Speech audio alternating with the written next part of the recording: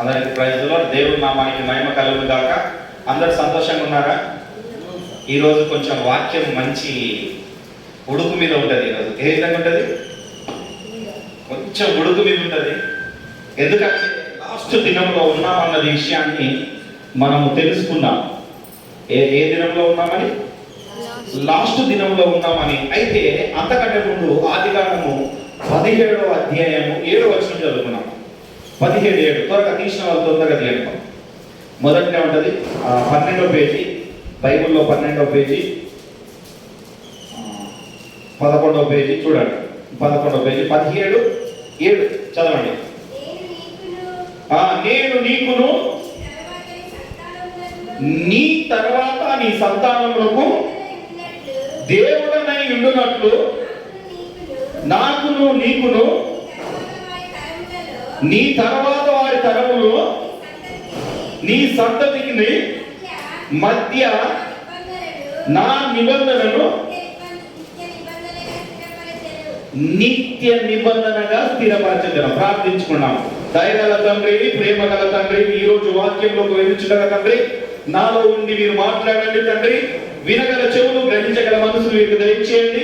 ఒక చెవుతోని విని ఇంకో చెవుతోని పడవేయకుండా తండ్రి, వాక్యాన్ని మదిలో ఉంచుకునే భాగ్యాన్ని దయచేయమని, వారు నెమరు వేసుకునే భాగ్యాన్ని మీరు దయచేయమని యేసు నామమున అడుగుచున్నాం తండ్రి, ఆమేన్. హల్లెలూయా. రెండు చేతులు పైకెత్తండి. వాళ్ళకు చాక్లెట్ ఎవరైనా నిద్రపోతారేమో చాక్లెట్ ఇస్తే నోట్లు వేసుకుంటారు. ముందుగా ప్రభాకర్ అన్నకి ముందుగా, తర్వాత ఆంటీకి.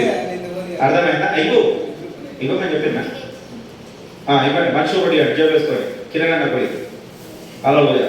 అయితే స్వయంగా ఎవరంట? స్వయంగా దేవుడే దిగి వచ్చి అబ్రహాముతోని ఏం చేస్తున్నాడంటే వాగ్దానం ఇస్తున్నాడు. మనం దేవుడిని అడగడం కాదు. హల్లెలూయా. చాలా మంది ఏం చేస్తారంటే, దేవా నువ్వు నాకు అది కావాలా, ఇది కావాలా, ఇది కావాలని అడుగుతుంటాను. కానీ ఇక్కడ అబ్రహాం అడగలేదు. అబ్రహామును పిలిచిండు, నిన్ను పిలిచిండు, మీ అందరిని పిలిచిండు. కానీ పిలిచినప్పుడు మీతో మాత్రం నిబంధన చేయట్లేదు. ఆయనతో నిబంధన చేసిండు. దేవుడు స్వయంగా పుట్టించిన దేవుడే వచ్చి నీకు నీ తరతరముల వరకు ఎవరినై ఉంటున్నట? దేవుడనై నేను ఉంటా, వారిని ఆశీర్వదిస్తా, వారిని ఒక స్థానంలో పెడతా. నేను అర్థమైందా? స్థానంలో పెడతా. మరి ఈయనకు డౌట్ వచ్చింది, మరి నా తరతరం అంటే నేను నా తరంలో నేను చూడాను కదా. అవునా కదా? అర్థమవుతుందా? ఇప్పుడు నేనున్నా, నా కొడుకుని చూస్తా. నా కొడుకు పెళ్లి ఒకవేళ ఉంటే మంచిగా దేవుడు కాపాడుతా, అని పెళ్లి చూస్తా, పిల్లలు చూస్తా. దాని తర్వాత మన తరం చూస్తానా? వాళ్ళ కొడుకు వాళ్ళ పిల్లలను చూస్తానా? మంచిగా కరెక్ట్ గా నాకు ఒకసారి నన్ను చూడండి. హృదయాన్ని ఊకే దేవుడిని స్తుతించండి. మీ మనసులో స్తుతించాలి. నేను మాట్లాడినప్పుడు ఆ మాటను నాకే కలుగును గాక అనుకోవాలి. మీరు నైతే అప్పుడే నువ్వు ఆశీర్వదించబడతావు. ఏదైనా దివ్య మాట వచ్చినప్పుడు అది నాకే కలుగును గాక అనుకోవాలి. హల్లెలూయా. ఏం చేయాలి? దేవుడికి మహిమ చెప్పాలి. ఊకే మహిమ చెప్పండి, స్తోత్రం చెప్పండి అని చెప్పకూడదు. అయితే ఈ మాట చెప్పగానే అబ్రహాంకు డౌట్ వచ్చేసింది. ఇక నిజంగా దేవుడే దిగి వచ్చాడు, వచ్చి నాకు ఈ మాట చెప్తున్నాడు, నాకు ప్రూఫ్ ఏంటి? ఇక ఇప్పుడు అర్థమైనా ఏంటంట? అంతేనా కదా? ఇప్పుడు దేవుడు నిన్ను ఆశీర్వదిస్తా అని చెప్పిండు. మరి దానికి ఏదో ఒక ప్రూఫ్ తెలియాలి కదా. స్వయంగా వచ్చి నీకు చెప్పిండు అంటే ఎవరికైనా వచ్చి స్వయంగా చెప్తున్నాడు అప్పుడు దేవుడు. మరి నేను ఏర్పరచుకున్నాడు, ఎందుకు చెప్పట్లేదు? అంటే నువ్వు దేవుడితో కనెక్ట్ అయి ఉండట్లేదు అన్నమాట. దేవునికి నువ్వు దూరం అయిపోతున్నావు. అయితే ఉన్నప్పుడు దేవుడి ప్రూఫ్ అంటే ఇక 18వ అధ్యాయం చూసుకున్నాం. చూడండి ఒకసారి. 18వ అధ్యాయం మొదటి నుంచి చదవండి.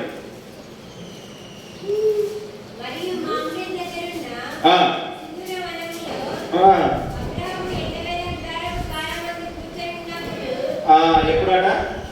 ఎండవేళ. ఇప్పుడు ఇది ఏ వేళది?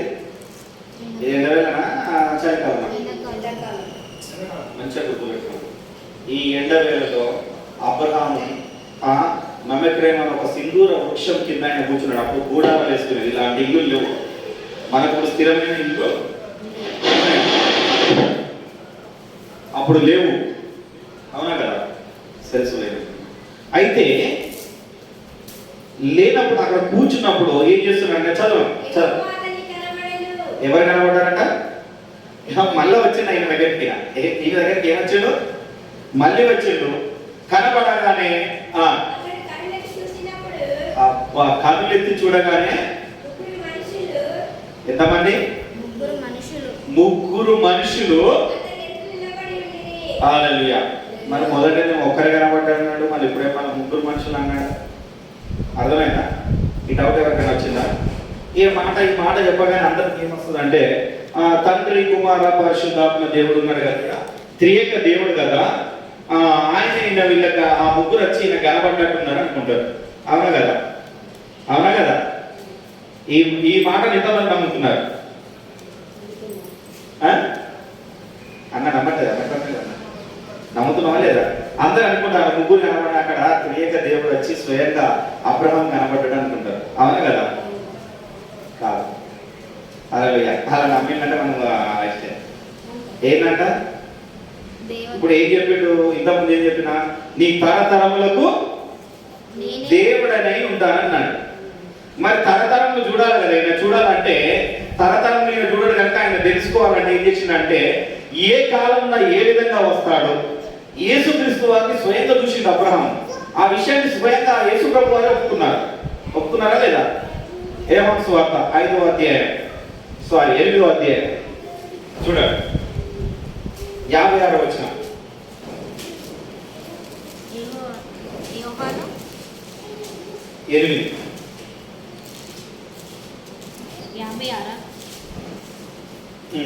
తండ్రి అయిన అబ్రహాము నా దినం చూతునని మిగులు ఆనందించెదను. ఎవరట?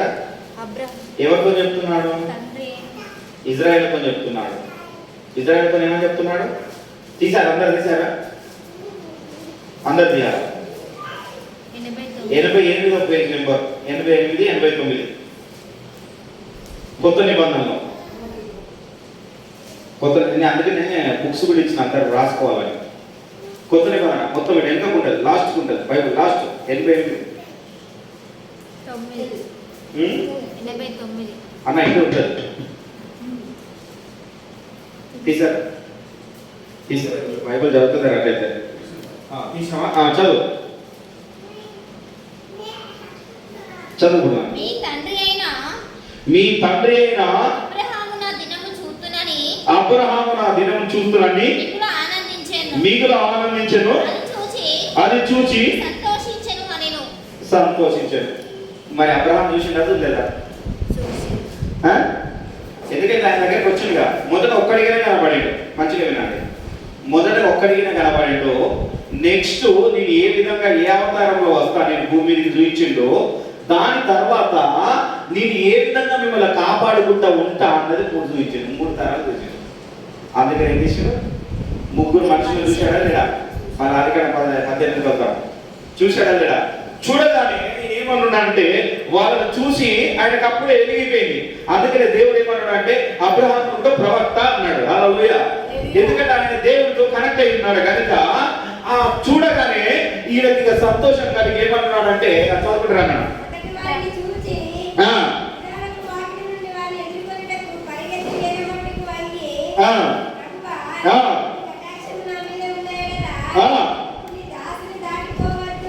ఏంటంట? నీ కటాక్షము ఉన్న ఎడల నీ దాసుడును నన్ను దాటిపోకు. ఇంకా చదువు.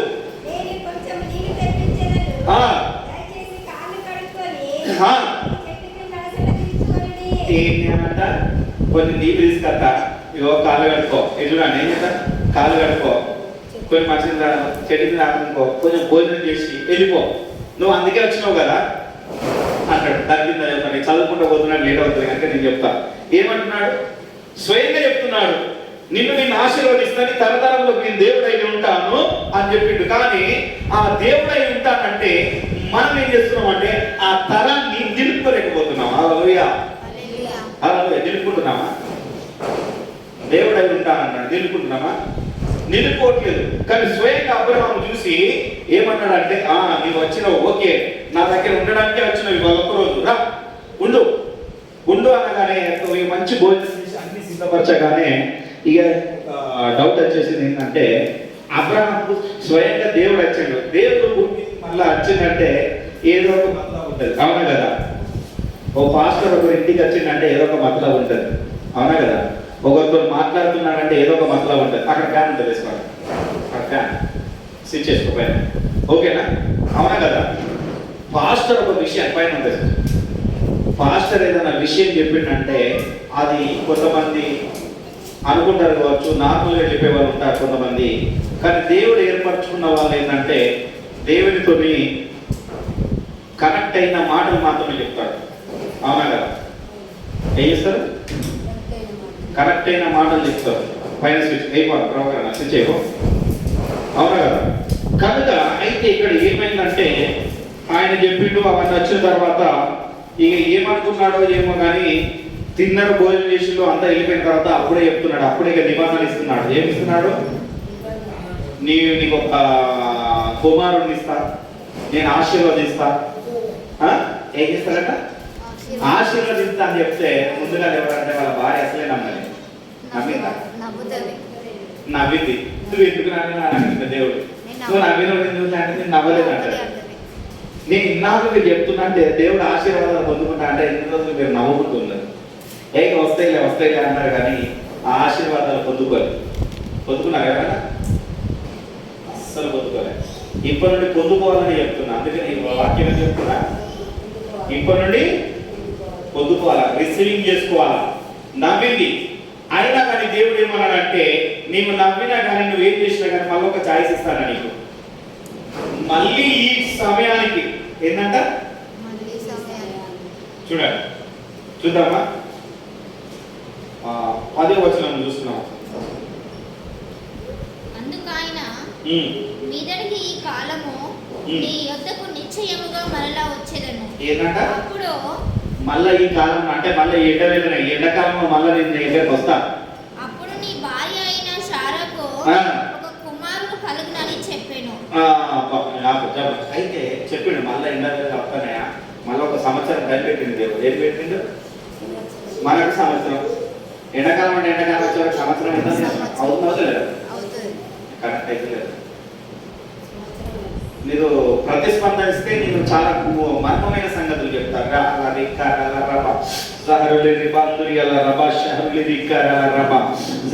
ఇవన్నీ అయిపోయినాయి. చెప్పిండు, అయిపోయింది. దేవుడు ఇస్తా అన్నాడు, చెప్పిండు, అయిపోయింది. అయిపోయినాక కూడా మళ్ళీ డౌట్కు ఏమొస్తుందంటే అబ్రహాం కొంచెం సందేహంగా చూస్తున్నాడు. ఏం చెప్తున్నాడు? సందేహంగా ఎందుకు చూస్తున్నాడు? కొడుకు తన గుర్తలేడు. ప్రభువా తరతరము జీవిస్తా ఉన్నావు, మరి దీవిస్తా అని చెప్పినావు, మరి ఇప్పుడు ప్రత్యేకంగా నా దగ్గరికి వచ్చినది ఎందుకు అంటే ఈయనకు దేవుడు మనసు ఎరిగిన వాడు కనుక ఏం చెప్తాడు అంటే, ఇగో నేను నీ పక్కపడి నీ తమ్ముడు ఉన్నాడు చూసినావా, లోతు, ఆయన నేను ఆశీర్వదించబడిన కాడికి పోయింది కానీ నాకు ఒకసారి వాళ్ళ మొర 19వ అధ్యాయంలోకి వెళ్ళిపోదాం. ఒక్కసారి చూసేస్తా, నేను ఏంటంట చూసేస్తాను, చెప్తాను కదా, మంచిగా అర్థం చేసుకోవాలి వాక్యం కాదు. అయితే చూసేస్తా అని చెప్పగానే ప్రజలతో ఏమంటానంటే ఈయనకు భయం కలిగిందిగా. ఎందుకంటే ఆయన ప్రత్యక్షతను చూసిండు కదా, తరతరములు చూస్తానన్న ప్రత్యక్షత ఈయన చూసిండు, అన్ని తెలియపరచిండు. నా అబ్రహాముకు నేను తెలియపరచకుంటున్నా, నా సహోదరుడికి నేను తెలియపరచకుంటున్నా అనగానే నాకు భయం కలిగి ఏమవుతుందంటే అక్కడ 80 మంది ఉంటే కాపాడుతావా? ఎంతమంది అంట? కరెక్ట్ కదా? 18:21 ఉంటుంది మాట. ఒకసారి 18:21 ఇదే ఆదికాండ 18:21 చదవండి. నేను దిగిపోయి నా యొద్దకు వచ్చి ఆ మొర చొప్పుననే వారు సంపూర్ణంగా చేసినో లేదో చూచెదను. నేను తెలుసుకొందుననెను. ఏంటంట? సొదొమ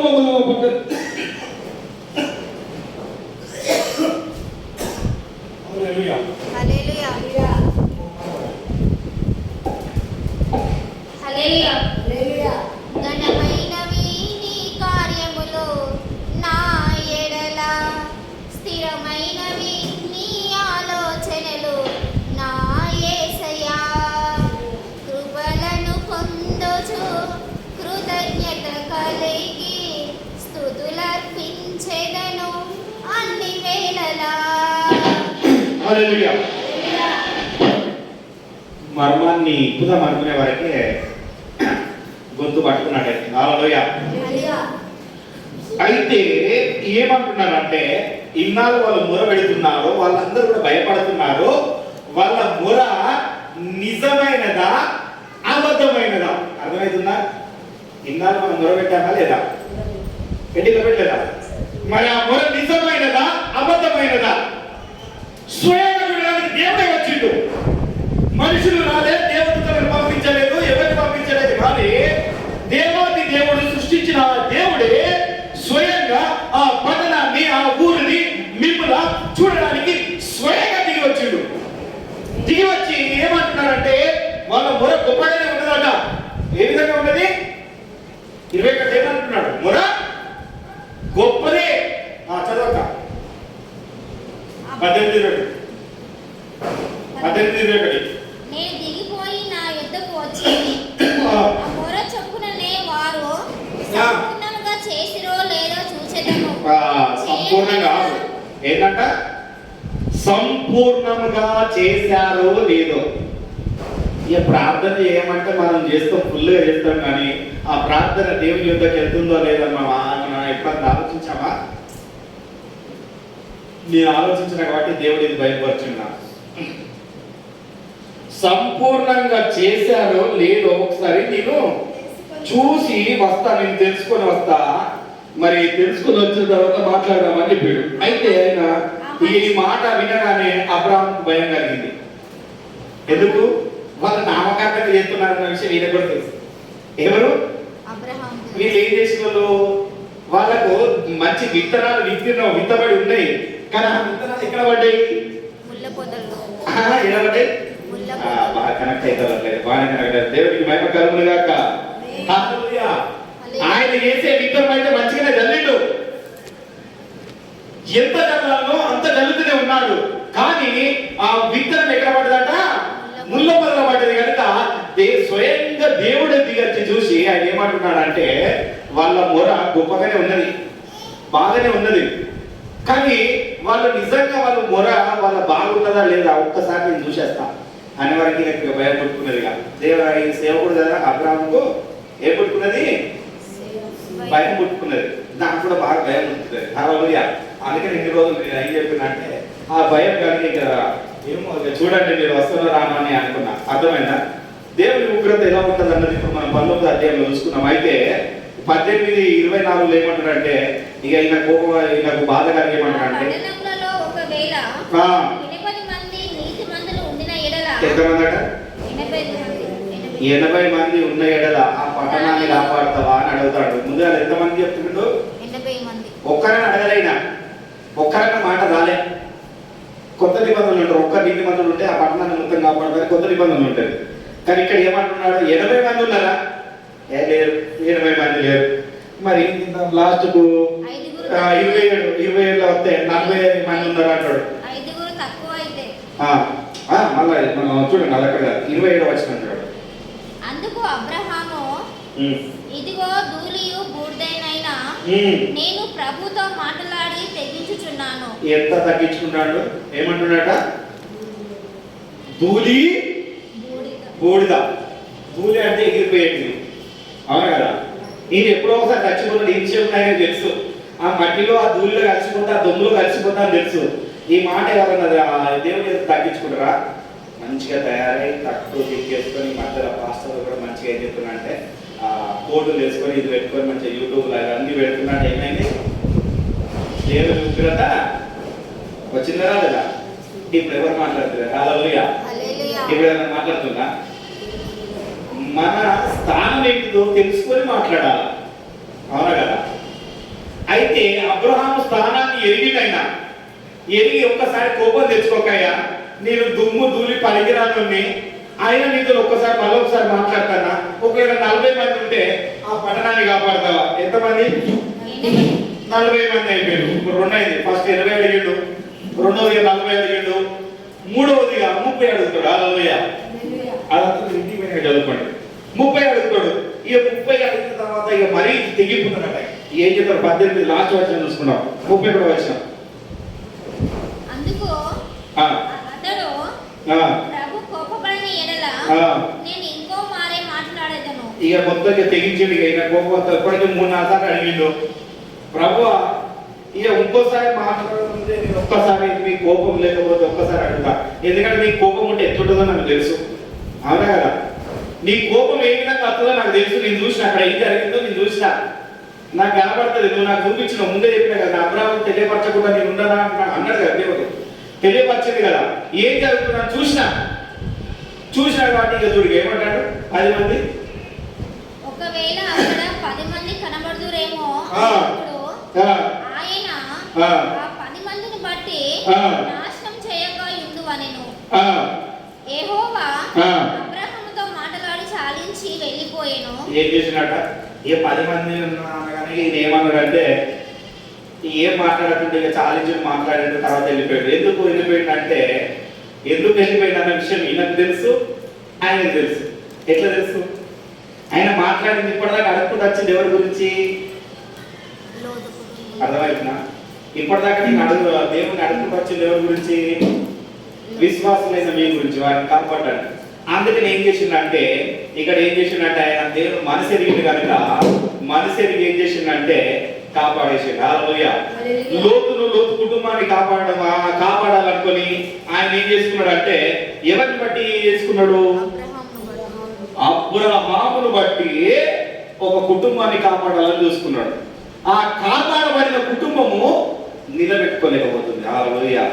ఇప్పుడు కదా ఇప్పుడు మొదలవుతుంది చూడిగా, ఇప్పుడు కదా ముళ్ళ పొదల పడ్డదా మంచి నీళ్ళ పడ్డదా ఇప్పుడు మొదలైతుంది చూడండి 19వ అధ్యాయం.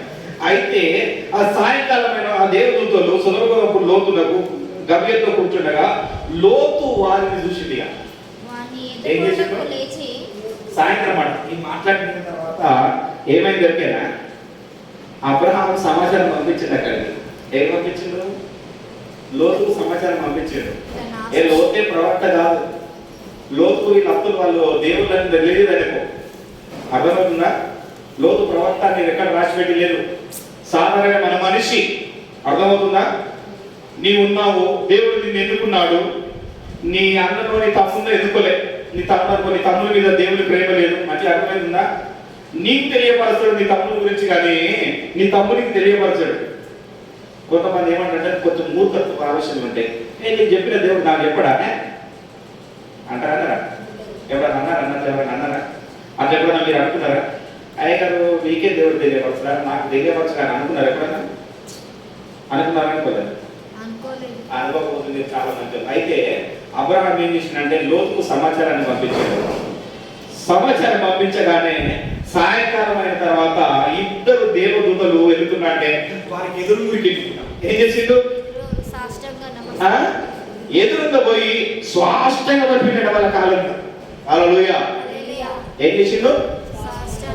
స్వాష్టంగ నమస్కారం పెట్టిండు. చదువు. నా ప్రభులారా, దయచేసి నీ దాసుని ఇంటికి వచ్చి రాత్రి మెల్లబుచ్చి కాళ్ళు కడుక్కొనుడి. మీరు పెద్దల కడ లేచి మీ త్రోవలను వెళ్ళవచ్చు అనెను. అందుకు వాడు అలాగూ కాదు, నడి వీధుల్లో రాత్రి వెళ్ళబుచ్చేదనని మరలా చెప్పాను. సరే, అయితే అబ్రహాం ఏదైతే చేసిండో ఆ సమాచారం నేను కూడా తెలుసుకున్నాడు. తెలుసుకొని సేమ్ టైంకి సరి కొడుతున్నాడు. ఏం కొడుతున్నాడు? సేమ్ అదే ప్రింట్ తీస్తున్నాడు. మక్కికి మైకెళ్ళికి అర్థమవుతుందా? కాలు కట్టుకోండి, మా ఇంట్లో భోజనం చేయండి, ఉండండి, తినండి, తెల్లవారిన తర్వాత మీరు ఏం చేయాలనుకుంటున్నారో చేయండి. ఏంటంట ఏం చేయాలనుకుంటున్నారు చేయండి. ఎందుకు ఆ మాట అన్నాడు తెలుసా? అబ్రహాం చెప్పాడు నువ్వు కూడా చచ్చిపోతావు, దేవుడు నాకు చెప్పేసి మీ పట్టణాన్ని మొత్తం తీసేస్తాడు. ఆ తీసేసాడు. ఒకవేళ ఆయన కరుణ కటాక్షత ఉంటే ఏమన్నా నువ్వు బ్రతుకుతావేమో అనుకుంటే అప్పుడు ఈయన దగ్గరకు వచ్చి అదే స్టేటస్ ఉపయోగిస్తాడు.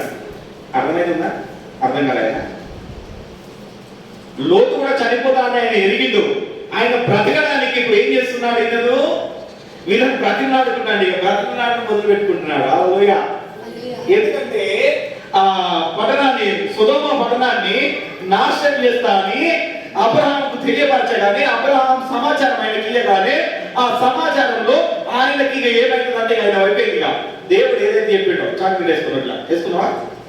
చాక్లెట్ నమ్ముకున్నాడు. దేవుడు ఏదైతే చెప్పాడో అది జరుగుతుందని వాళ్ళకి తెలుసు కాబట్టి ఏం చేస్తున్నా అంటే ఈయన భయపడిగా లాస్ట్ ఒక్కసారి ఈయన వేడుకున్నాం దేవుడు ఇది ఒక్కసారన్నా ఇక దేవుడు నన్ను క్షమిస్తాడేమో, నా పాపములు అడుగుతాడేమో, నన్ను కూడా శుద్ధిగా చేస్తాడేమో, వాళ్ళతో కాకుండా నన్నేమన్నా వేరుపడుతుందేమో అని చిన్న ఆశ కలిగింది. అలా కలిగి ఏం చేస్తున్నాడు అంటే సేమ్ స్ట్రాటజీ ఉపయోగిస్తాడు.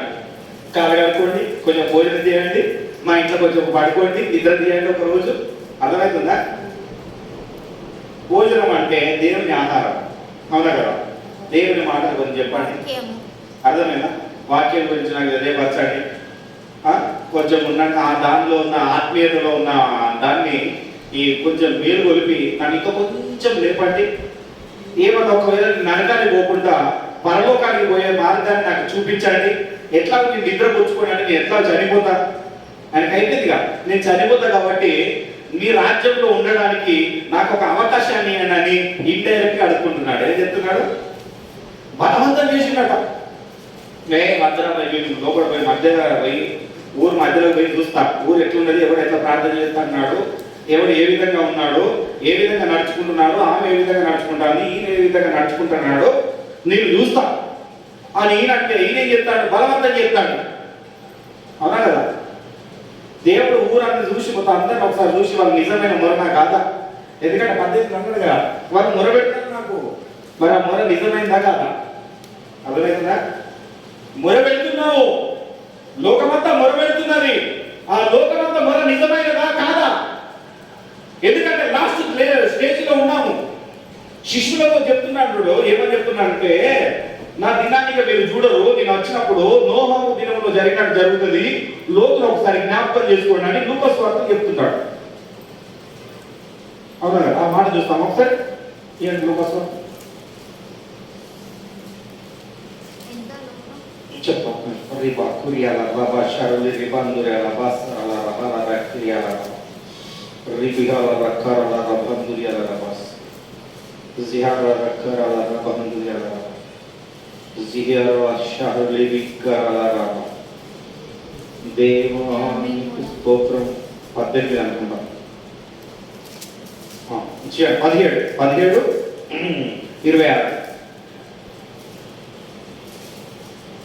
నోవాహు దినములలో జరుగునట్టు మనుష్య కుమారుని దినములలో జరుగును.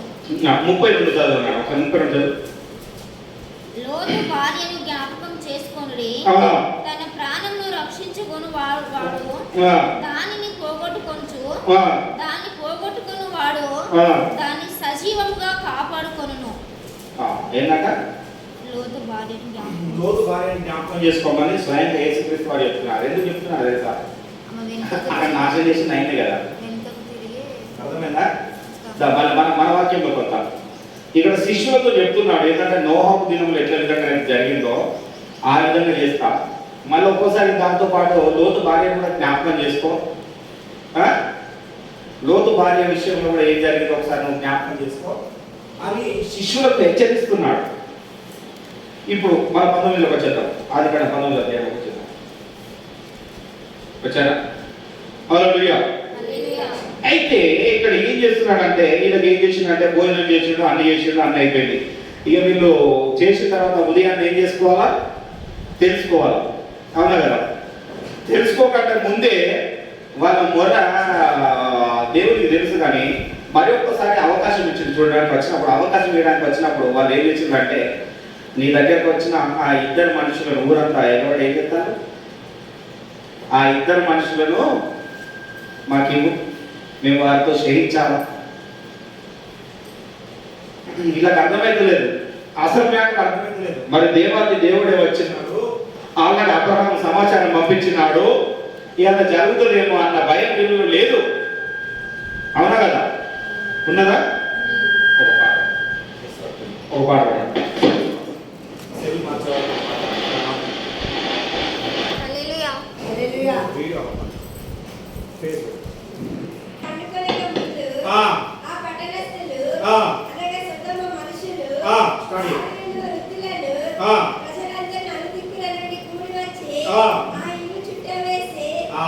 ఏం చేసిందంట? ప్రజలందరూ నలుదిక్కుల నుండి ఈ ఇద్దరు మనుషుల దగ్గరికి వచ్చారు. ఎవరి దగ్గరికి?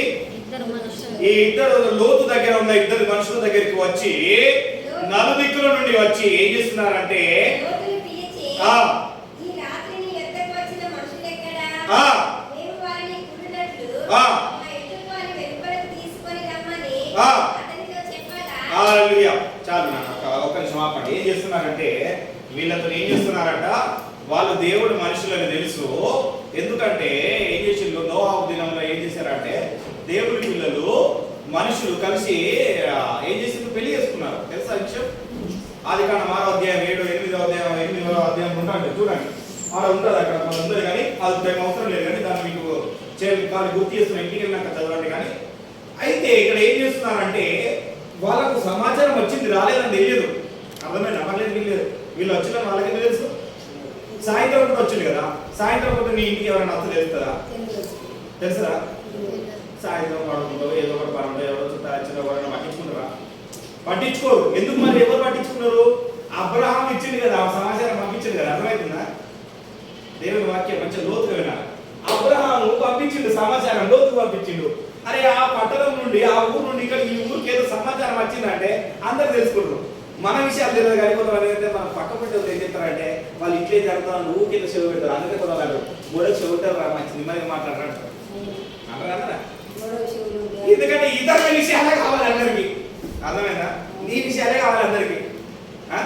ఏ విషయాలైనా కావాలి అందరికి. ఎవరికి? చుట్టుపక్కల ఏం చెప్తాడో, ఏం పని చెప్తాడో, ఏం చేస్తాడు, ఆయన ప్రాణం ఏంటి, ఆయన ప్రణాళిక ఏంటి, ఎటు తిరుగుతాడో, ఎక్కడ వస్తుంటాడో, ఇవన్నీ ముచ్చట చెప్పమంటే 1కి 10 ఆడ చేసి మొత్తం చెప్తాడు.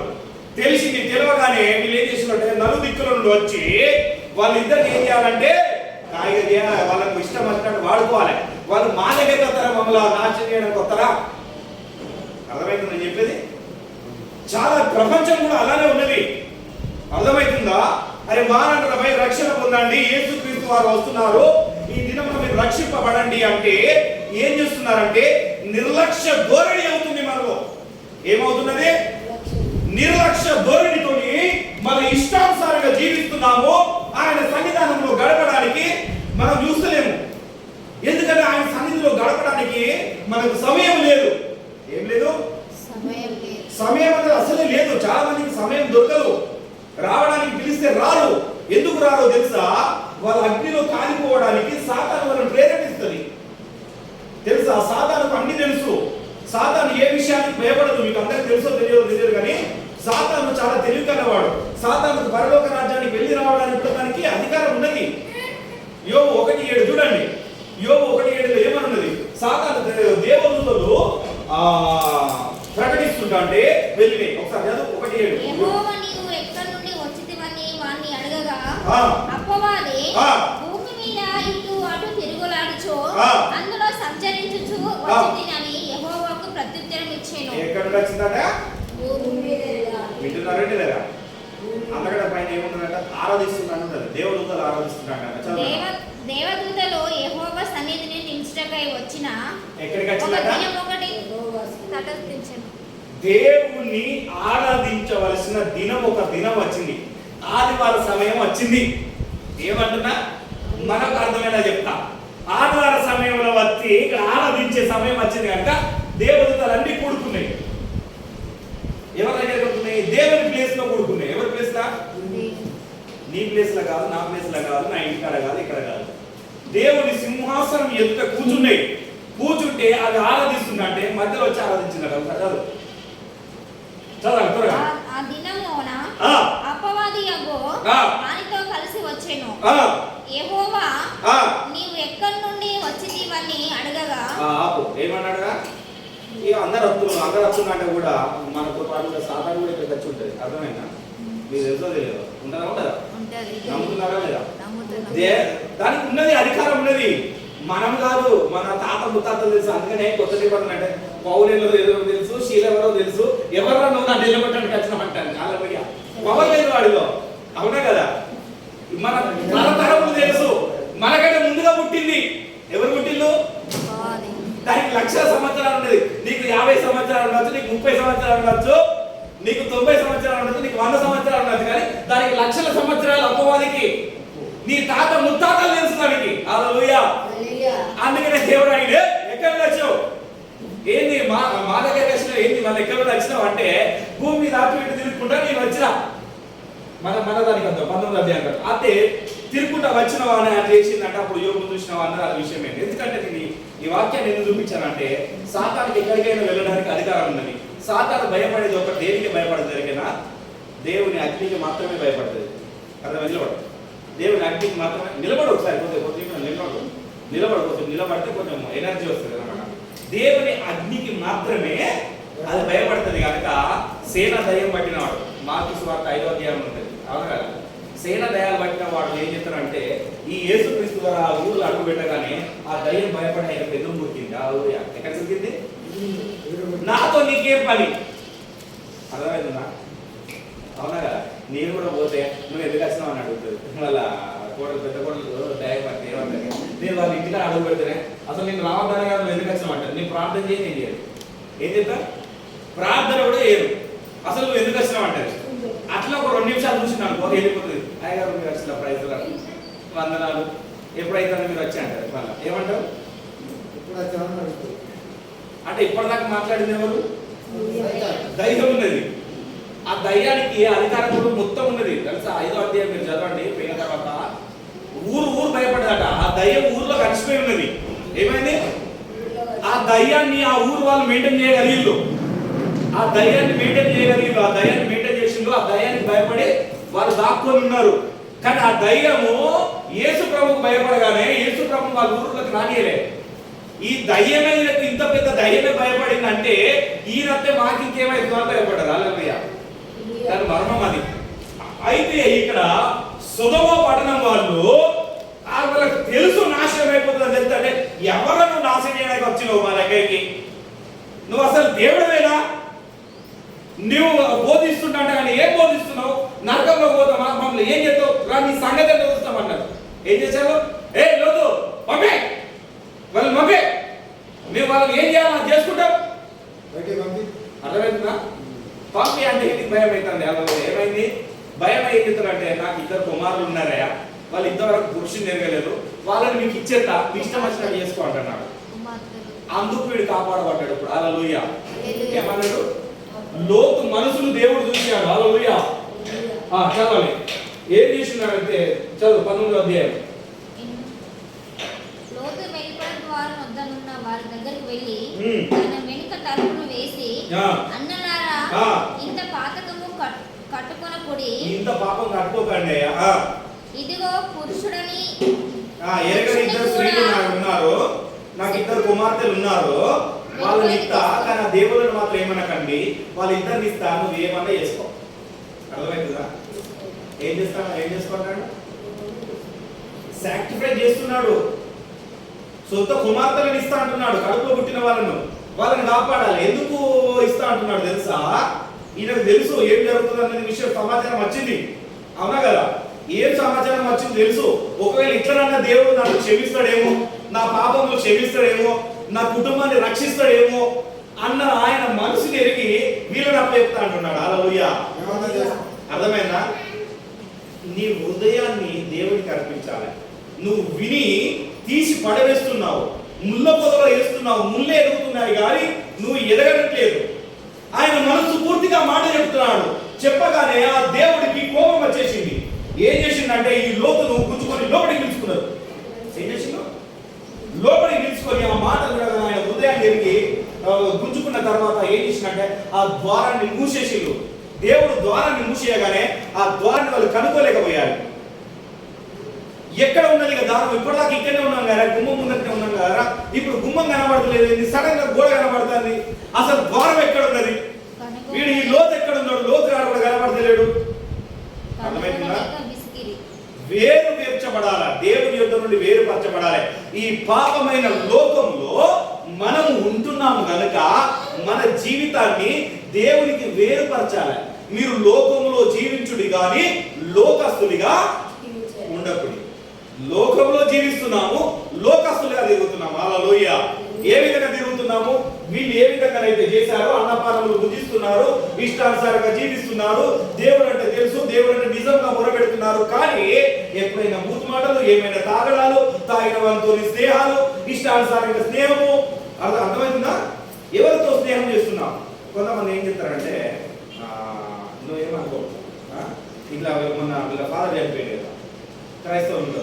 ఈ ఫాదర్ చనిపోయినప్పుడు ఏం చెప్తారంటే అందరూ వచ్చి మర్యాద చేస్తారు తెలుసా, లోకంలో ఉన్న వాళ్ళందరూ మర్యాద చేస్తారు. అవునా కదా? చేస్తారా తెలియదా? ఇక ఉన్నారంటో వీళ్ళు నలుగురు, ఇలా అందరూ ఎంతమంది అన్ని ఉదాహరణ తీసుకుని చెప్తాను. నలుగురుగా ముగ్గురు ఉన్నారు, ముగ్గురు మారమార్చుకోవాలి, ఒకరు మారమార్చుకోలేదు. ఆ ముగ్గురు తాగుకుంటుండే, అరే నువ్వేం చెప్తున్నావు అన్నారు. అరే ఒక్కరోజే కదా, ఒక్కరోజు తాగుతా నీకు నైట్ దేవుడు చూస్తాడు. ఇప్పుడు ఏమైనా చూస్తాడు అర్థమైందని చెప్పేది, అర్థమైందా?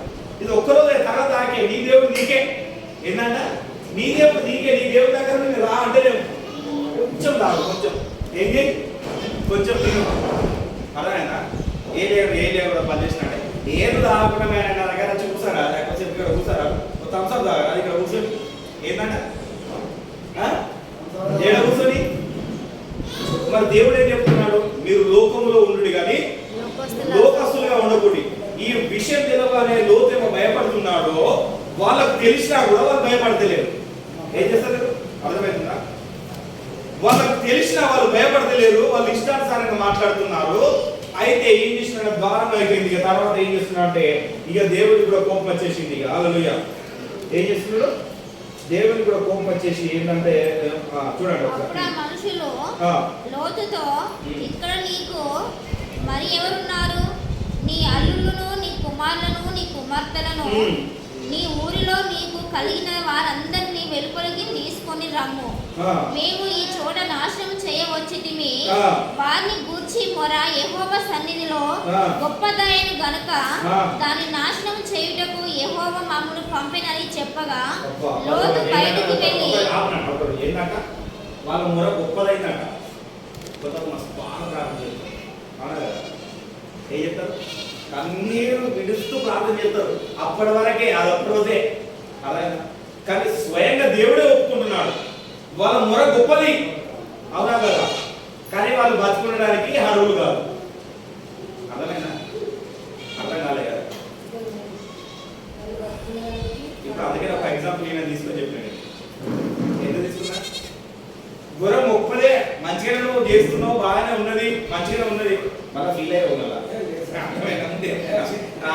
అయితే నీ మొర అన్ని మంచిదే, బాగానే ఉన్నది, కానీ నువ్వు ఉండడానికి అర్హుడివి కాదు. ఎందుకు? నువ్వు నాకు భయపడతావు. హల్లెలూయా. అర్థమైందా? అబ్రహాం భయపడినాడు. నీకు లేక లేక పుట్టిన ఏకైక కుమారుని నాకు ఇయ్యి అన్నప్పుడు భయపడి తీసుకుపోయి ఇచ్చిండు. అనగానే దేవుడు వచ్చేట్టుంది, నువ్వు యెహోవాకు భయపడుతున్నావు నేను ఎరిగినా. ఆయన చెప్పిన నిబంధన నీ ఎదురు స్థిరపరుస్తా. ఇక వద్దు, అక్కడ గొర్రె పిల్ల ఉన్నదా, పోదా, పోయి తీసుకుపోయి దాన్ని వధించు. హల్లెలూయా. ఏమని చెప్పిండు? భయపడ్డాడు. ఇక్కడ లోతు కూడా భయపడ్డాడు. లోతు కూడా భయపడి వాళ్ళని చేయడానికి బదులు నా కుమార్తెలను ఇస్తా అన్నాడు. హల్లెలూయా. ఇప్పుడైనా నువ్వు భయపడి నీ హృదయాన్ని దేవుడికి ఇస్తున్నావా లేదా? దేవుడు అది చూస్తున్నాడు. లేదు కనుక మనం అంత్య దినంలో ఉన్నాం, లాస్ట్ దినంలో ఉన్నాము. దానియేలు గురించి మొన్ననే చెప్పాను. ఎప్పుడు వస్తాడు, ఏం కథ అని చెప్పాను. కొంతమంది విన్నారు, కొంతమంది వినలేదు. యూట్యూబ్ లో ఉంటుంది, చూడండి, వినండి. అర్థమవుతుందా లేదా? లాస్ట్ డేస్ లో ఉన్నాము కనుక మనము ఇప్పుడు దేవునికి భయపడడం చేసుకోవాలి. హల్లెలూయా. ఈ ఉన్న 4 రోజులైనా బ్రతుకుండాలి, లోతులాగా బ్రతుకుండాలని చూసుకోవాలి. హల్లెలూయా. ఈయన భయపడ్డాడు. భయపడి ఏం చేస్తున్నాడంటే, ఆయన భయపడగానే ఆ దేవుడితో చూసి కూడా ఏమన్నాయంటే, నువ్వు భయపడుతున్నావు కదా, ఇక నువ్వు ఒక్కరే కాదురా, నీతో ఉండటం నీకు సంబంధించిన వాళ్ళందరినీ తీసుకోకో, అల్లులను తీసుకోపో, కుమార్తెలు కూడా, వాళ్ళ కుమార్తెలు కూడా కాపాడాడు. అవునా కదా? వాళ్ళ అల్లులను కూడా తీసుకోపో. వాడిని పట్టుకోవాలి. ఏం చేస్తున్నారు? అందరినీ కాపాడాలని చూస్తున్నాడు. గుర్తుపెట్టుకోండి, ఒక సేవకుని బట్టి సేవకుని దగ్గరికి వచ్చే విశ్వాసులకు దేవుడు కాపాడతాడు. నేను మొన్న ప్రాపర్స్ చెప్పిన, ఎంత అయిపోతుంది, ఎంతమంది అయితే చూడాలి, చెప్పిన అయిపోలేదా? ఎందుకు కాపాడుతున్నాడు? నేను ఎందుకు కాపాడుతున్నాడు? నా మొర రోజు దేవుని దగ్గర ఏడుస్తున్నాను. అర్థమైనా? నైట్ బైబిల్ చదువుతుంటే నాకు ఏడుపు వచ్చేసింది, నా కళ్ళన్నీ మస్తలైపోయినాయి. ప్రభువా ఏం చేస్తుంది? నేను వేసిన విత్తనం ఇడిపోతుందా? అసలు నేను దేనికి పని లేకపోతుందా? దాని తప్పు నేనే కదా. ఎవరు? నా స్వయంగా నా తప్పును ఒప్పుకున్నారు. నిన్న నైట్ 1 గంటల దాకా నేను నా తప్పును ఒప్పుకున్నా దేవుని ఎదుట. అయ్యా నీ కాళ్ళు మొక్తా, నేను తప్పైంది, నీ సరైన నడిపించలేదు, ఇప్పుడు నువ్వు నడిపిస్తా ప్రభు, ఒక్కసారి నాకు ఛాయిస్ అని అడిగినా. ఏమడిగినా? ఒక్కసారి ఛాయిస్ నాకు, నేను అడుగుతాను, నేను ఇప్పుడు నడిపిస్తా. ఒక్కరు సరిగ్గా నడిచినా చాలు, నాకు సరిపోతుంది. హల్లెలూయా. ఒక్కరు నడిచినా చాలు అనుకోని నేను అదే ప్రార్థన చేస్తున్నాను, అదే ప్రార్థన చేసుకున్నా. నేను ఏమని ప్రార్థన చేసిన అంటే, రేపు నా ఎదుట కనబడే వాళ్ళు, ఈ రేపు చూసిన వారిని నేను దేవుని సన్నిధిలో కూడా చూడాలి ప్రభు. ఒక అద్భుతమైన ప్రార్థన చేసిన.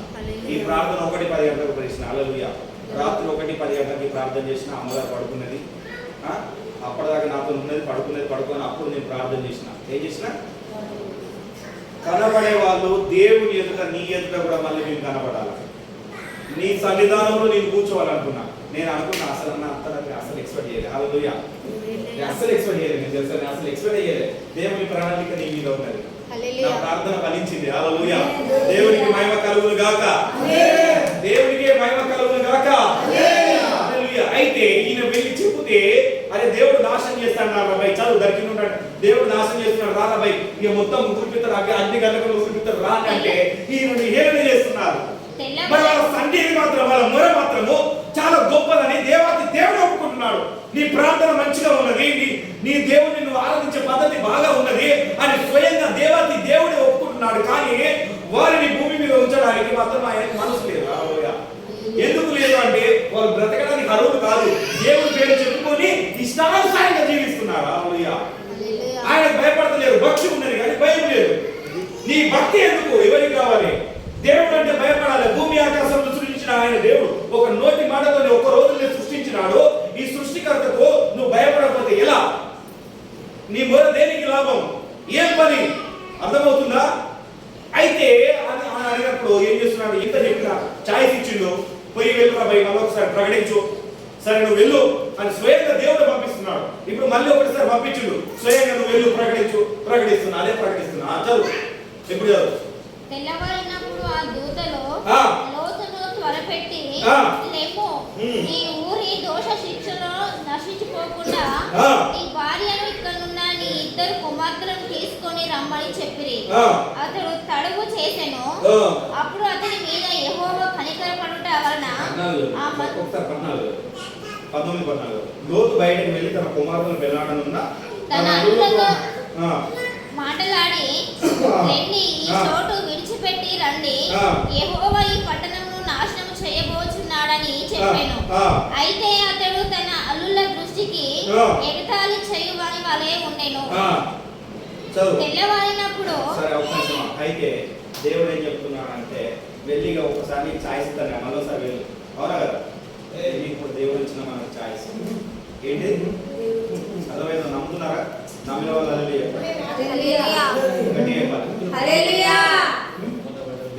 చెప్పాలి. నీకు ఇయ్యలేదు దేవుడు ఛాయిస్ ఇస్తున్నాడు, గుర్తుపెట్టుకో. నీకు ఇస్తున్నాడు, మాట్లాడదు.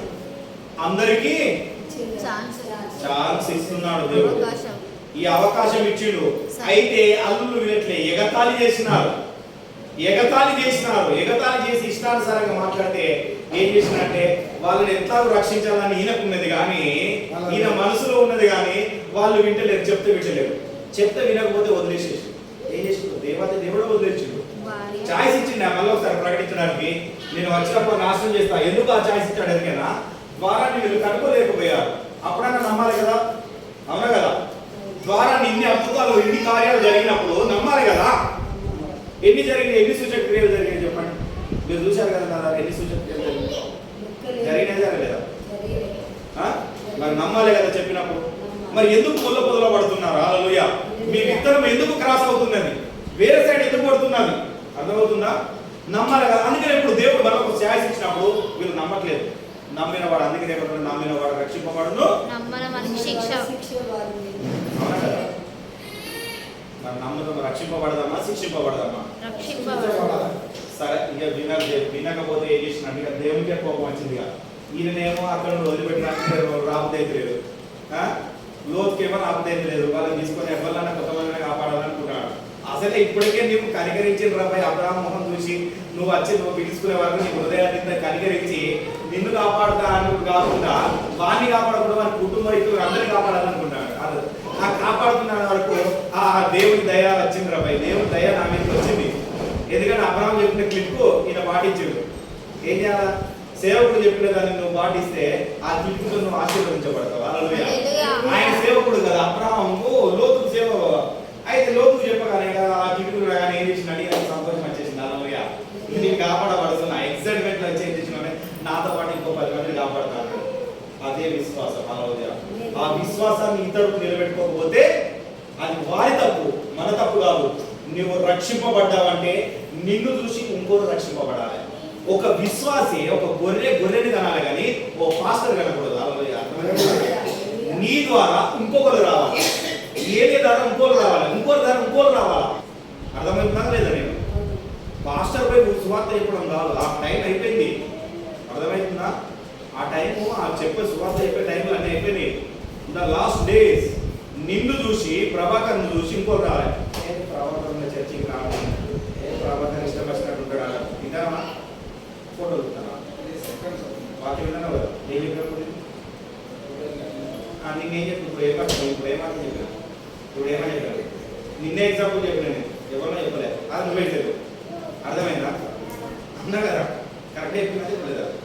చూసి రావద్దని ఎవరి దగ్గర నుండి మనకు మాట రాకూడదు. ఎప్పుడైనా ఎవరి దగ్గర నుండి అంటే దేవునికి మనం కరెక్ట్ అయ్యి సంధానం ఉండలేమన్నమాట.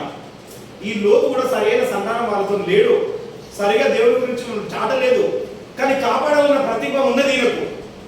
వాళ్ళందరినీ కాపాడాలని ప్రతిభ ఉన్నది కానీ వారితో సరైన కాంటాక్ట్ లేదు. ఎందుకంటే వాళ్ళతో ఎట్లా భక్తి ఉన్నదో వీని భక్తి అట్లనే ఉన్నది. ఇక వీడు చెప్తే నమ్ముతారు. ఇక అర్థమైందని చెప్పేది. ఇప్పుడు నా నామకాంతం రక్ష ఉంది, నేను నామకాంతం చెప్తే మీరు వింటారా? అందుకని అల్లు వినట్లేదు, ఎవరు వినట్లేదు, ఎవరు వినలే. ఎందుకంటే మీ పరిస్థితి తెలుసు, అవి మనతో ఉంటాడు కదా. అవునా కదా? అర్థమైందా? ప్రభాకర్ ఈ ఊరోడే కదా, నీ పరిస్థితి మంచిగా లేదు, నాకేం చెప్తుంది కదా. అవునా కదా?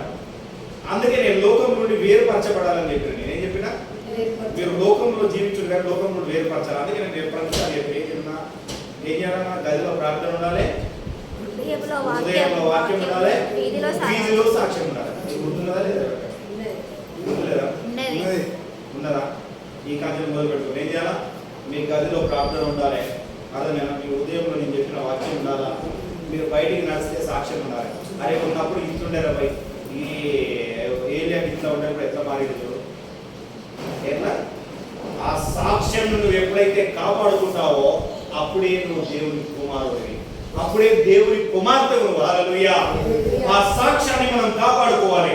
అయితే ఏం చేసినంటే తడువు చేసి వీడు ఇంటర్లేడుగా వాళ్ళు చెప్పిన రావట్లేదని కోపచ్చి ఏం చేసినట్టే స్వయంగా దేవుడు వెళ్ళి దేవుడితో వెళ్ళి వీళ్ళని గట్టిగా రెక్కలు పట్టుకొని బయటికి గుర్తుకొచ్చినాయట. ఏం చేస్తే ఇక వింటలో నువ్వు వింటలో మనకి బయటికి గుర్తుకొచ్చేసినాయి. బయటికి రెక్కలు తడువు చేసి వెళ్ళండి సమయం అయిపోయింది, ఉంచగలి ఒక్క నిమిషం కూడా వాళ్ళు ఉంచగా, ఒక్క నిమిషం కూడా నేను అసలు ఉంచా అని గుంజుకొని వస్తే ఈయన ఏం చేసిందంటే ఇక నేను పారిపోయే వరకు నేను ఎట్లా చచ్చిపోతా, ఇక నన్ను కాపాడుతావు అన్నావు కదా, కొంపది నేను అంతా నువ్వు చూపించిన పర్వతానికి పోను మేము. వీడి నాశనాన్ని వీడే తెచ్చుకుంటాడు. అరవయ్య ఏం తెచ్చుకుంటాడు? అర్థమైందా? మంచిగా చదవండి. అక్కడ ఉంటుంది ఏముంటుంది అంటే త్వరపెట్టి 15 నుండి చదవండి, 16 నుండి చూడు. అతడు తడువు చేసెను, అప్పుడు అతని మీద యెహోవా కనికరపడుట వలన ఆ మనుషులు అతని చేతిని, అతని భార్య చేతిని, అతని 2 కుమార్తెల చేతులను పట్టుకొని వెలుపలికి తీసుకుని వచ్చి ఆ ఊరి బయట నుంచిరి. ఆ దూతలు వారిని వెలుపలికి తీసుకొని వచ్చిన తర్వాత ఆయన నీ ప్రాణమును దక్కించుకున్నట్లు పారిపోము, వెనుకగా చూడకుము, ఈ మైదానంలో ఎక్కడనూ నిలవక నీవు నశించిపోకుండా ఆ పర్వతంలోకి పారిపోమని చెప్పగా దేవుడే దూతలే తడువు చేసినాయి. ఏం చేసినాయి? స్వయంగా దూతలే తడువు చేసి గుంజుకొని లాగుతాను. ఏం చెప్తున్నాయి? లోతు భార్య పట్టుకున్నది, 2 కుమార్తెలు పట్టుకొని ఇక గుంజుకొస్తాను. ఇక బయటికి తీసుకొచ్చి ఊరు బయట పెట్టేసిండు. ఏం చేసిండు? ఇక్కడ తీసుకొచ్చి బయటకు పెట్టిండు.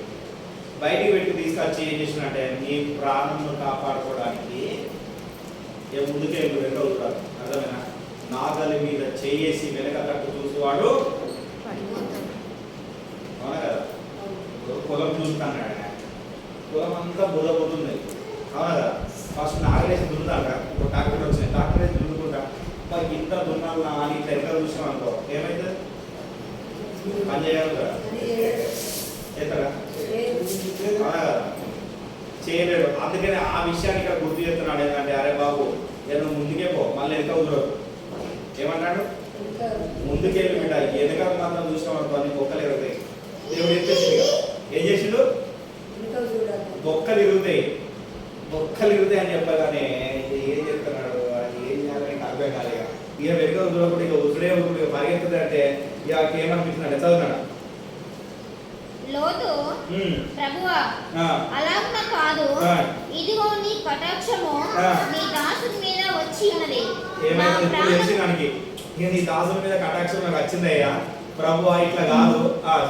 నా ప్రాణము రక్షించడం వలన నీవు నా ఎడల కనపరిచిన నీ కృపను కనపరిచితిని. నేను ఆ పర్వతమునకు తప్పించుకొని పోలేను, ఈ కీడు నాకు సంభవించి చనిపోదునేమో. ఏం చేసిండట దేవుడు? ఏం చేస్తున్నాడు అంటే ఈయన అంటున్నాడు, అరే బాబు ఎంత దూరం అక్కడ ఎత్తైన కొండ ఉంది, దేవుడు నీకు నాకు ఎత్తైన కొండ మీద పెట్టాలంటున్నాడు. అందుకనే ఉదాహరణకు దేవుడు ఏం చేసినట్టు కొండల మీద ప్రసంగం చేసిండు, కొండల మీద ప్రార్థన చేసిండు. ఎందుకంటే పైనుంటే మీరు లోకాన్ని చూస్తే చిన్న కనబడుతుంది, చీమల కనబడుతుంది. అందుకని కొంతమంది సక్సెస్ గురించి చెప్పడానికి నీ సమస్యను దగ్గర నుండి చూడ పెద్ద కనబడుతుంది, దూరం నుండి చూడు చిన్న కనబడుతుంది. అవునా కదా? సక్సెస్ గురించి చెప్పాలి. యూత్ బాగా తెలిసి ఉంటుంది, అన్నకు తెలిసి ఉంటుంది, చిన్న. అవునా కదా?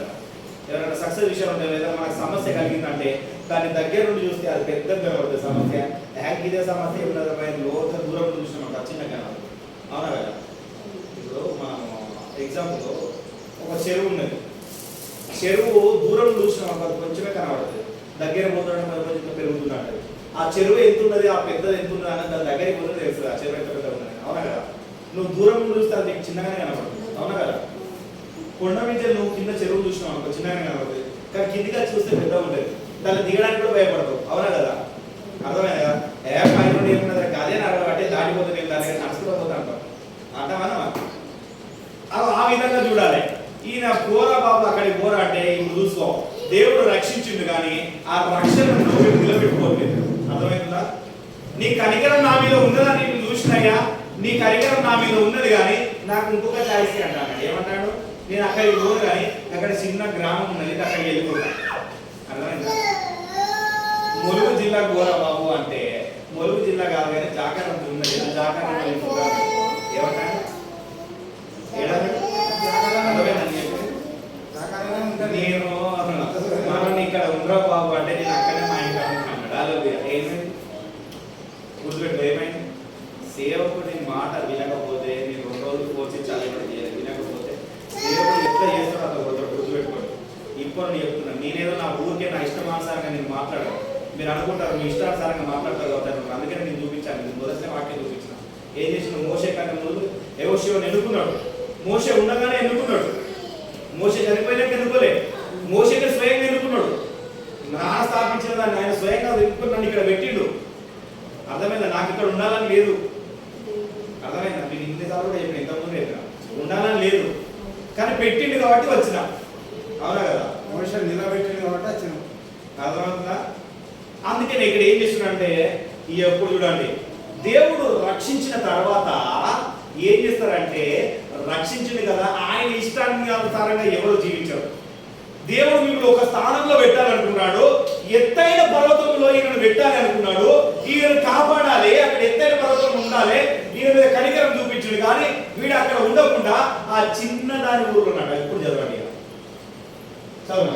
పారిపోవుటకు ఈ ఊరు సమీపంలో ఉన్నది, అది చిన్నది, నన్ను అక్కడికి తప్పించుకొని పోనిమ్ము. అది ఆ చిన్నది కదా, నేను బ్రతుకుతుందని చెప్పినప్పుడు ఆయన ఇదిగో నీవు చెప్పిన ఈ ఊరు నాశనము చేయను, ఈ విషయములో నీ మనవి అంగీకరించి తిని. ఏం చేసినాక ఇది ఒక్కసారి కూడా మరోసారి విన్నాడు. ఏం చేసిండంటే నువ్వు ఊరికి ఆయన మీద ఏదైనా వృత్తినం అనుకో, దేవుని మీద దేవుడికి ఇస్తా అన్నదేమో ఆయన ఇస్తా అన్నది పర్వతం మంచి పర్వతం కడుపు అని చెప్పి వీడేం చెప్తున్నాడు? అది కాదు, ఇంక ఊరు కడిగిపోతే ఊరికి పోతా, ఇంకా ఊరు ఒక్కదాన్ని మాత్రం కాపాడాల్సిన అక్కడ ఉంటా అంటే సరే నీ మనవి నేను వింటానే కదా, ఊరికే నన్ను ఎందుకు తీసుకెళ్తావు, ఊరికే నన్ను ఎందుకు అడుగుతావు, అసలే సమయం లేదు, నేను త్వరగా వస్తానా. అర్థమైంది అని చెప్పేది. దేవుడు త్వరగా వస్తున్నాడు అంటే నువ్వు ఏం ఇచ్చిన జీవితంలో నాకు ఇది కావాలి అది కావాలి అది కావాలి ఆయన విసిగిస్తాడు, ఏదో తీస్తాడు, అది ఇచ్చేసిండు. ఏం చేసిండు? ఇచ్చేసిండు. ఆయన కోరుకున్నది ఇచ్చేయడం వల్ల ఏం చేసిందంటే వీడి ద్వారా ఏం చేసిందంటే అమాయకులు వచ్చింది. ఎవరు వచ్చిండు? అమాలేకీయులు. దుష్ట సంతానం వచ్చింది లోతు వల్ల. దేవుడు కనికరం చూపించి నువ్వు అక్కడికి పోరా బాబు, నువ్వు ఆశీర్వదించబడతావంటే వీడేం చేసిండు? దుష్ట సంతానాన్ని తీసుకొచ్చి పెట్టాడు. దేవుడికి విరుద్ధమైన ప్రజలను తీసుకొచ్చి పెట్టాడు. హల్లెలూయా. అర్థమైందా? అయితే ఓకే సరే, ఆ విషయం ఉంటే అక్కడికి పోకుండా ఏం చేసిన కనికరించిన చదువు. నీవు త్వరపడి అక్కడికి తప్పించుకొని పొమ్ము. నీవు అక్కడికి చేరు వరకు నేను ఏమీ చేయవలెనను. అందుచేత ఆ ఊరికి సోయారు అను పేరు పెట్టబడెను. లోతు సోయారుకు వచ్చినప్పుడు ఆ దేశంలో సూర్యుడు ఉదయించెను. అప్పుడు యెహోవా సొదొమ మీదను గొమొర్రా మీదను యెహోవా యొద్ద నుండి గంధకమును అగ్నిని ఆకాశం నుండి కురిపించి ఆ పట్టణములను ఆ మైదానమంతటిని ఆ పట్టణములలో నివసించిన వారందరినీ నేల మొలకను నాశనము చేసెను. అయితే లోతు భార్య అతని వెనుక నుండి తిరిగి చూసి ఉప్పు స్తంభం ఆయెను. అయితే ఏం చేసిండంటే నేను మొర విన్నాడు. ప్రతిసారి నువ్వు మొర పెడితే దేవుడు వింటాడు. ట్రూ, ఇది నిజం. అర్థమవుతుందా? విన్నాడు, కానీ నీ ఇష్టాన్ని ఆయన మీద అవుతారు. మనం నేర్చుకోవాల్సింది ఏంటిది?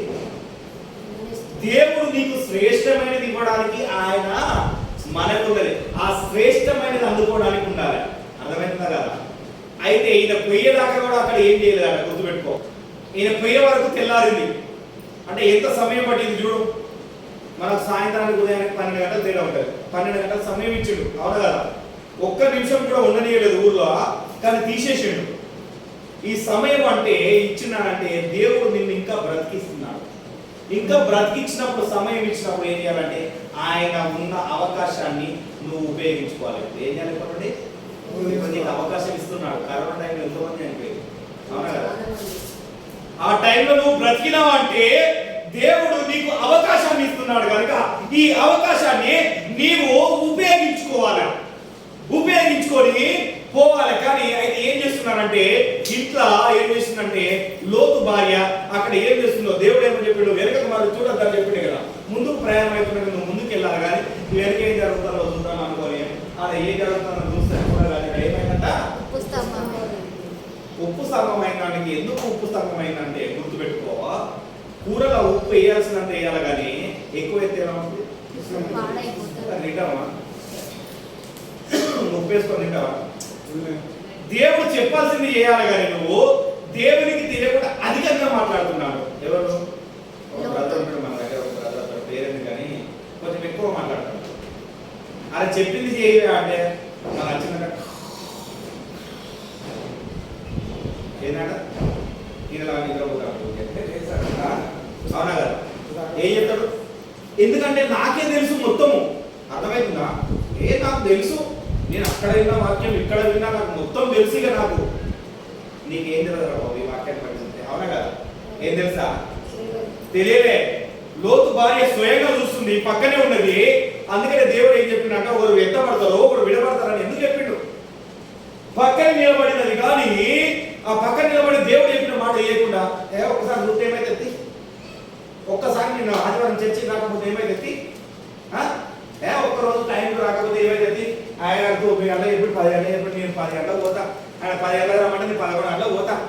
నేను నాకు టైం లేదా, అక్కడ మంచినీళ్ళు రాలేదు, స్నానం చేసుకోలేదు, ఇంకా పిల్లలు లేవలేదు, తయారు కాలేదు. నేను ఏమంటా వాళ్ళకి మంచినీళ్ళు ఉన్నాయి, స్నానం చేసుకోరు. నేను స్నానం చేసుకోమని దేవుడు అడిగిన నీ అది ఇదే అడుగుతాను, నేను ఇదే అంటాను డైరెక్ట్. నీ హృదయం కావాలి, హృదయ శుద్ధి కావాలి, దాన్ని వాళ్ళు దేవుడు చూస్తా అన్నాడు. ఆయన అడిగింది నీ హృదయాన్ని రా బాబు, నీ బట్టలు కాదు, నీ ఇష్టాన్ని కాదు. అర్థమవుతుందా? నువ్వు మంచిగా బట్టలు వేసుకుంటే మంచిగా ఉండు కాదు. అర్థమవుతుందమ్మా? జ్యోతం అర్థమవుతుందా? బట్టలు అడగలే, పైసలు అడగలే, ఏం అడగలే, ఏం అడగలే. హృదయం, నీ హృదయం అడుగు. నువ్వు మంచిగా తయారచ్చి ఉంటే కూర్చుంటే కాదు. అర్థమవుతుందా? హృదయాన్ని అడిగిండు. ఈమె ఏం చేసిందంటే ఈమె కొంచెం ఎగ్జైట్మెంట్ ఎక్కువ అయిపోయింది. దేవుడు ఏం చేస్తాను నేను చూస్తుంది, దేవుడు ఏం చేస్తానో నేను చూస్తా. ఒకసారి దేవుడు చూస్తావా? నువ్వు ఏం చెప్తావా? ఆయన చూస్తావా? అలాగే ఏం చేసిందట, ఉప్పు అప్పటికప్పుడు ఉప్పు స్తంభం అయింది. ఆ ఉప్పు స్తంభం ద్వారా మనకు నీతి ఏం జరుగుతుందంటే నువ్వు గుర్తుపెట్టుకో, ఉప్పు ఎక్కువైతే నువ్వు తట్టుకోలేవు.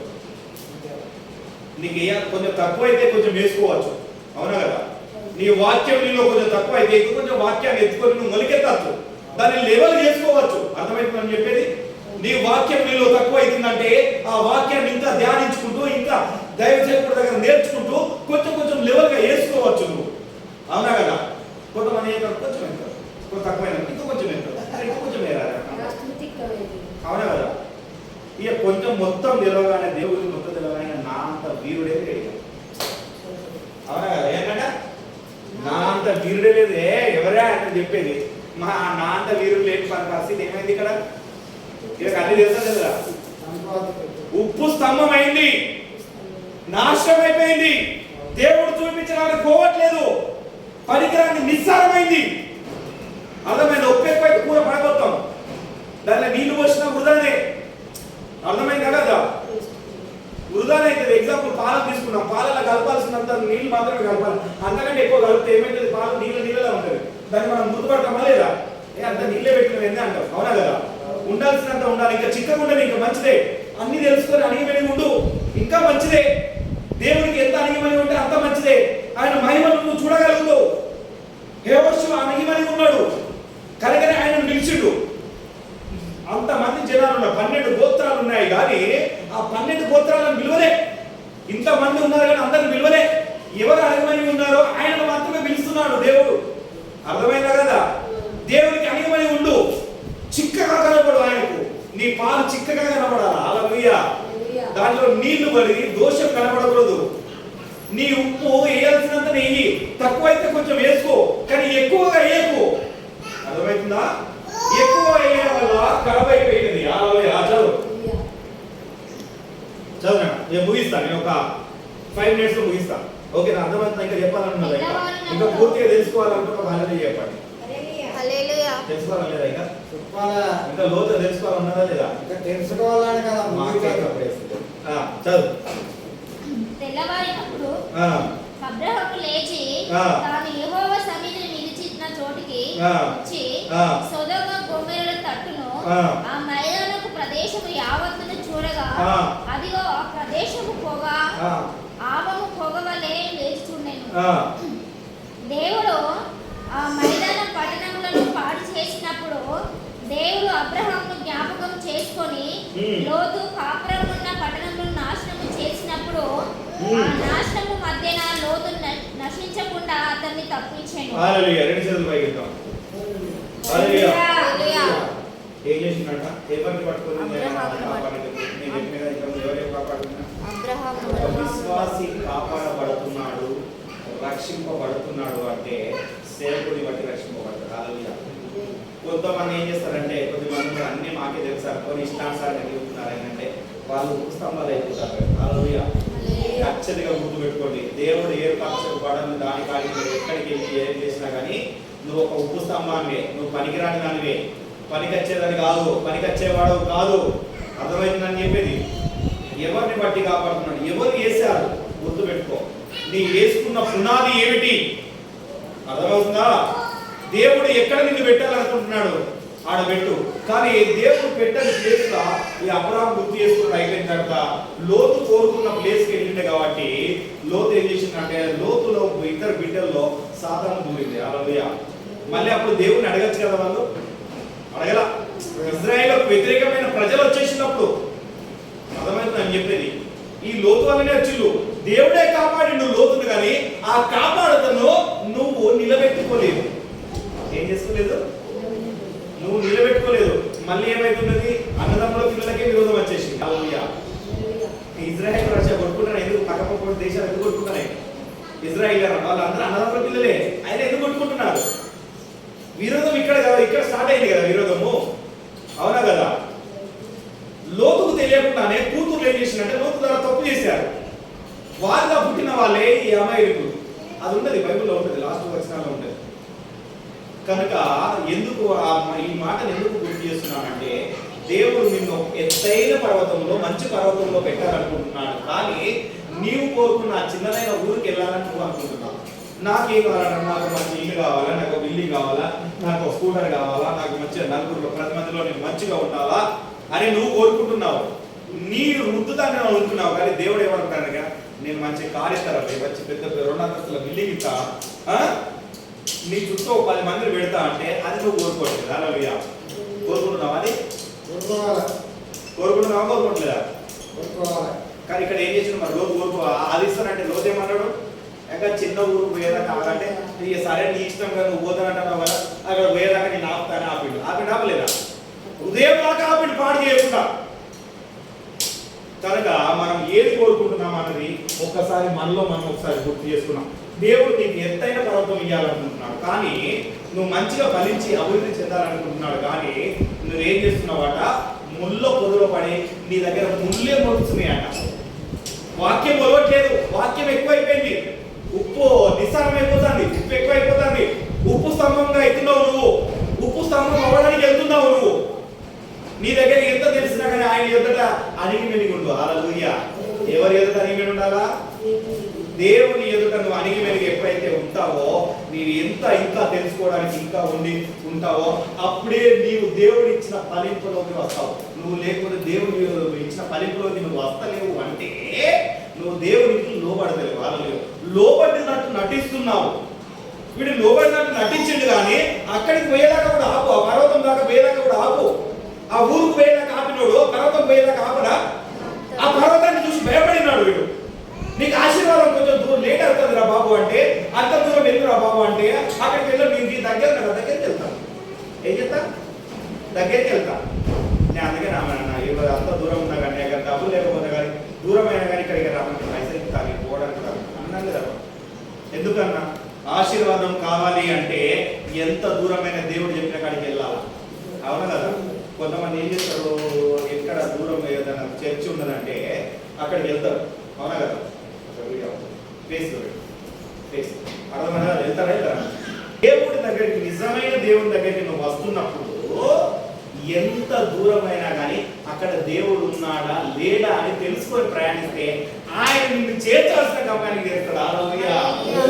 ఎక్కడ చేస్తాడు? ఆయన ఎక్కడ చేర్చాలి, ఏ పర్వతం దగ్గరికి తీసుకెళ్ళాలి అనుకుంటున్నాడో ఆ పర్వతం కాడ పెడతాడు. కానీ ఆ పర్వతం కాకుండా నీవు కావాల్సిన నీ ఊరు, నీ పర్వతాన్ని కోరుకుంటే నీ ద్వారా నాశనకరమైనది జరుగుతుంది, కానీ దేవుడికి మేలు జరగదు. హల్లెలూయా. అర్థమవుతుందా లేదా? ఇజ్రాయిలకు వీరికి మొత్తం అబ్రాహాము సంతానానికి ఈ లోతు సంతానానికి ఫైటింగ్ జరుగుతుంది. అమాలేకీయులు ఎక్కడి నుండి వచ్చిందో వీళ్ళు చెరబడుతున్నారు, ఎక్కడి నుండి వచ్చి చెరబడుతున్నారు, వీళ్ళతో యుద్ధం చేస్తున్నారు. ఎక్కడి నుండి వచ్చినట్టు ఇక్కడ నుండి వచ్చారు. హల్లెలూయా. లోతు కుమార్తెల నుండే కదా వచ్చింది. అవునా కదా? స్వయంగా రాజపడింది కనుక. అంటే దేవుడు చెప్పిన దానికి కాకుండా వాని ఇష్టానుసారంగా వాడు వెళ్ళినప్పుడు, నీ ఇష్టానుసారంగా నువ్వు వెళ్ళినప్పుడు దేవుడికి విరోధమైనదే నీ దగ్గర లేస్తుంది, కానీ దేవుడికి ఇష్టమైనది లేవు. కనుక ఈ కథలు మనం దేవుడు చూపించిన ప్లేస్కి వెళ్దామా, లేదా మన ఇష్టాన్ని ఆయన మీద వదులుదామా? కనుక దేవుడు ఏదైతే చేయాలనుకున్నాడో దాని గురించి మనం పరిగెత్తుకున్నాం, అందరం మోకరిస్తాం, ప్రార్థించుకున్నాం. కనుక ఒక్కసారి మనం ఆలోచించుకోండి.